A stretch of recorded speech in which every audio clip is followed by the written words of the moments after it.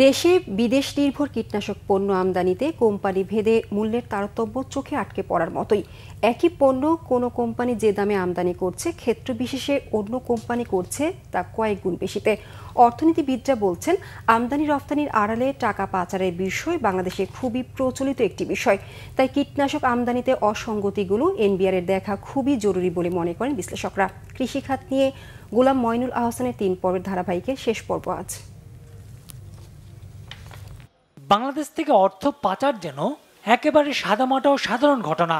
অর্থ পাচারের আলোচনায় কানাডায় বেগমপাড়া বেশ আলোচিত রয়েছে সুইস ব্যাংকের টাকা জমা করার বিষয়টিও। সংশ্লিষ্টদের মতে বড় অঙ্কের পাচারগুলো সম্পন্ন হয় পণ্যের আমদানি ও রপ্তানির আড়ালে। অনুসন্ধানে দেখা যায় সুইজারল্যান্ড ভিত্তিক বহুজাতিক কোম্পানি সিনজেন্টা কীটনাশক আমদানিতে এলসি নিচ্ছে সুইজারল্যান্ডের কোম্পানির বিপরীতে। কিন্তু অনেক ক্ষেত্রেই দেখা যায় পণ্যটি আসছে ভারত, কোরিয়া ও সিঙ্গাপুর থেকে।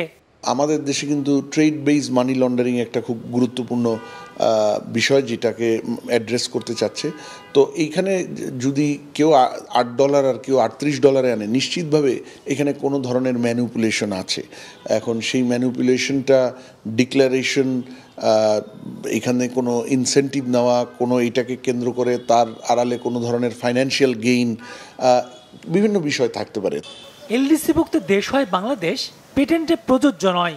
এরপরও কৃষি মন্ত্রণালয়ের অধীনে গঠিত বালানাশক কারিগরি উপদেষ্টা কমিটি পিটাক বহুজাতিক কোম্পানিকে পেটেন্টের সুবিধা দিতে মরিয়া।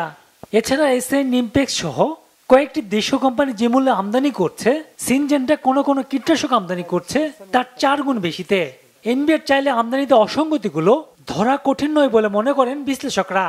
তথ্যের স্বচ্ছতা দরকার, নীতির ব্যাখ্যাগুলো গ্রহণযোগ্য হতে হবে।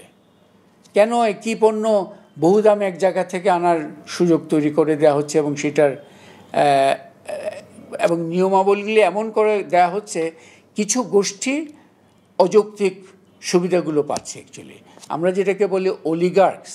কাস্টমস কর্তৃপক্ষর একটা গুরুত্বপূর্ণ দায়িত্ব যে একই প্রোডাক্টের, যেই প্রোডাক্টের ওয়ার্ল্ড ওয়াইড মার্কেট এত বেশি ভ্যারি করে না, মানে ব্র্যান্ড টু ব্র্যান্ড বা কান্ট্রি টু কান্ট্রি, সেখানে 3 থেকে 4 গুণ ডিফারেন্স কেন হচ্ছে সেগুলো একটু বিশ্লেষণ করে দেখা দরকার। কারণ এই জায়গায় যদি আমরা কোনো ইরেগুলারিটি থাকে সেটা বন্ধ করতে পারি, সেটা দিন শেষে আমাদের কৃষির লাভ হবে, খাদ্য নিরাপত্তার লাভ হবে।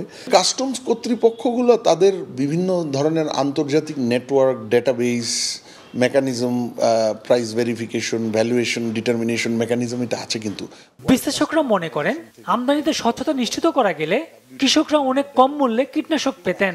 যদি আমরা মাল্টিপল সোর্স থেকে আনতে পারি, এখানে কম্পিটিশনের সৃষ্টি হবে। গোলাম মইনুল আহসান, বাংলা ভিশন, ঢাকা।